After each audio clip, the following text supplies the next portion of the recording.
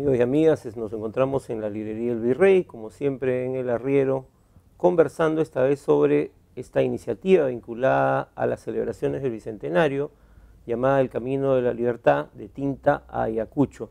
Y Marcela y Carmen nos estaban contando las primeras experiencias que se están teniendo en esta interacción entre profesores que enseñan en las escuelas con este grupo de estudiantes que está trabajando con ustedes. Carmen, ¿tú querías agregar algo en relación a esta primera experiencia que se ha tenido? Una experiencia notable, ¿no?, que tuvimos en el Paraninfo de la Universidad de San Antonio Abad.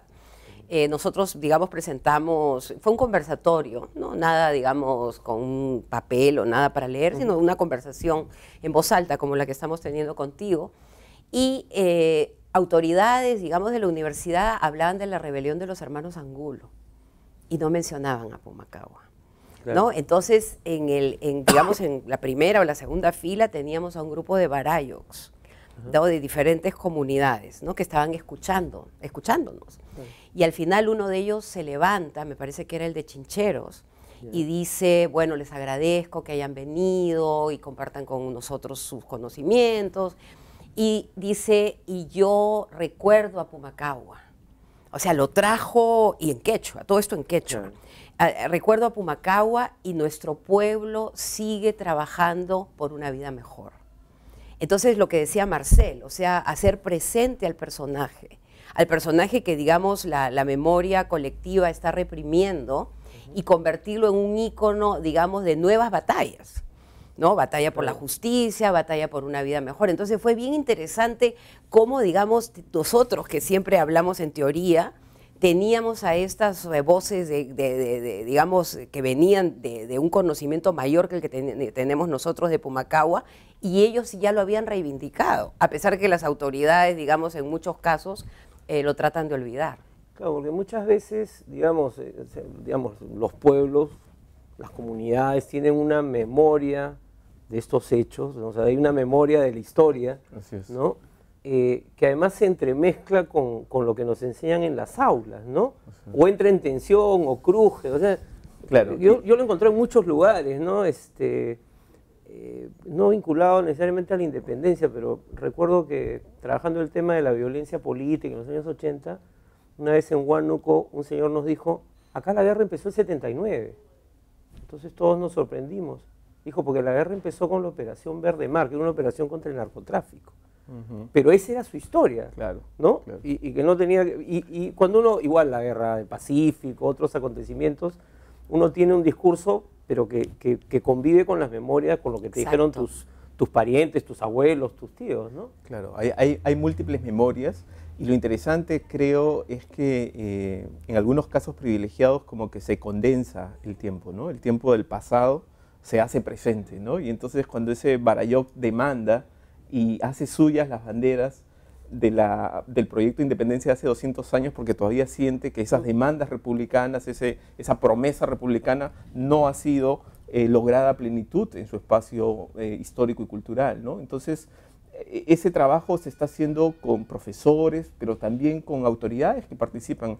Creo que la experiencia del Cusco fue muy grata porque éramos muy heterogéneos todos los que estábamos reunidos ahí. Normalmente nosotros que trabajamos en la universidad nos movemos en espacios académicos, con nuestros pares, como estudiantes, digamos, especializados, pero es otra cosa muy distinta hablarle, pues, a una autoridad indígena, o escuchar a una autoridad indígena en quechua, o tener la interacción con un maestro bilingüe de una provincia del Cusco, ¿no? Entonces se conjugaban diversos tiempos, diversas racionalidades, incluso diversas percepciones de lo que había pasado, ¿no?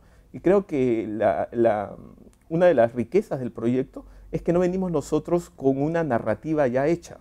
Lo que queremos es volver a armar la narrativa con los actores del presente, porque todo pasado está situado, y ese pasado es el que nos corresponde a nosotros traer a colación hoy. Ahora, la idea es, se hace este ejercicio, bueno, la gente procesará, recibirá, reelaborará, ustedes reelaborarán, pero digamos, ¿cómo llega esto al resto, digamos? Porque cada experiencia va a ser particular, pero ¿esto se va a devolver de alguna manera? No sé si lo han pensado. Bueno, estamos evaluando, digamos, la primera aula y tenemos la idea de repetirla este año probablemente en Lima. Ajá. Digamos, ¿no? O sea que esto es como una especie de plan piloto y a ver cómo funciona, digamos, en algún tipo de lugar en Lima en la que realmente volvamos a testear, porque a mí me parece bien interesante lo que dice Marcel, o sea, cada provincia ha vivido diferente la independencia, ¿no? Y una de las cosas, por ejemplo, que los cusqueños se sentían felices es que se le haya devuelto al Cusco la centralidad en el proceso, claro, ¿no? Porque, digamos, Trujillo la tuvo en su momento, Lima la ha tenido por muchas décadas, sí, ¿no? Con la expedición de San Martín, pero, digamos, ir moviéndonos, ir viendo, digamos, esta especie de mirada descentralizada de la independencia, ¿no? Y que de alguna manera yo creo que establece ciertos puentes con otros proyectos que están en ese sentido, o sea, tratando de ver la independencia fuera de Lima, pero al mismo tiempo viendo a Lima como un eje que va a articular muchos de estos movimientos. Claro, por ejemplo, en el concurso Narra tu Independencia, yo entrevisté a los 3 ganadores, uno era de Huacho, otro es de Arequipa y otro es de Tarapacá, ¿no? Lo cual a mí me sorprendió.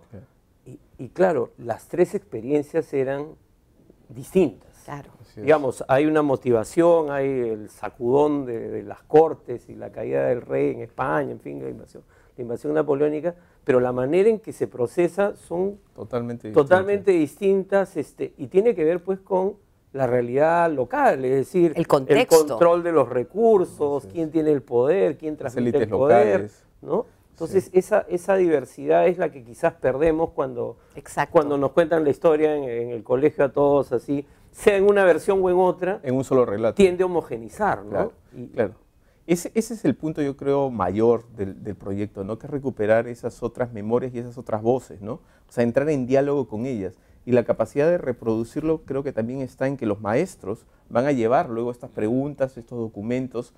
Hubo una cosa realmente conmovedora que nos contaron los alumnos de geografía, ¿no? Un maestro que quería llevarse un mapa de su provincia porque nunca había podido ver un mapa a escala técnico de su provincia. Y él es el que vive allí, ¿no es cierto? Entonces, un estado como el nuestro, que vive en este momento, ¿no? Como sociedad vivimos un crecimiento económico, es imposible que le exijamos al maestro resultados cuando no lo dotamos de instrumentos pedagógicos adecuados. Entonces, esta experiencia creo que es rica para los maestros, rica para los alumnos, rica para los académicos que estamos participando, y se busca replicar, y el efecto multiplicador va a estar en los maestros. Estos maestros no pierden el contacto con el proyecto, sino que siguen preguntando, indagando, y de esa manera enriqueciéndose, ¿no? Y un poco el Ministerio de Educación, que esa es un poco nuestra ilusión, o sea, que el Ministerio de Educación concrete, digamos, este experimento en una política pública, claro, que digamos sería la respuesta a tu pregunta, o sea, cómo va a trascender. Entonces, digamos, en la medida que nosotros comencemos a darle forma y nos demos cuenta, porque la logística no es fácil, o sea, llevar a 30 estudiantes, tuvimos el apoyo del Ministerio de Defensa, que nos dieron un avión, o sea, que el Estado tiene que participar. O sea, para este tipo, digamos, de iniciativas, el Estado es un aliado inevitable, porque tú no puedes llegar a todas las diferentes provincias del Perú como Carmen Maquevoy y Marcel Velázquez. Claro. O sea, digamos, el Estado tiene que comprarse este proyecto. Yo creo que es un momento bueno para que el Ministerio de Educación lo convierta, como te digo, en algo que se concrete a lo largo del tiempo, más allá de nosotros, digamos, ¿no? Bueno, se nos ha acabado el tiempo, ha sido muy ilustrativo de conocer lo que ustedes nos cuentan, y además de agradecerles, bueno, decirle al Estado, bueno, al Ministerio de Educación, que tome en cuenta esta iniciativa, así como todas las demás que se están dando, y que se comprometa, porque es central, y también los gobiernos regionales creo que pueden jugar un gran rol, porque ellos pueden ahora... Bueno, el gobierno regional del Cusco cumplió una labor, digamos, en esta propuesta, ¿no? Claro, porque ellos pueden además ahora diseñar currícula también, entonces no necesitan solo al Ministerio de Educación, y esperemos que eso se consiga y se logre. Bueno, muchísimas gracias, y eso ha sido todo por hoy en El Arriero.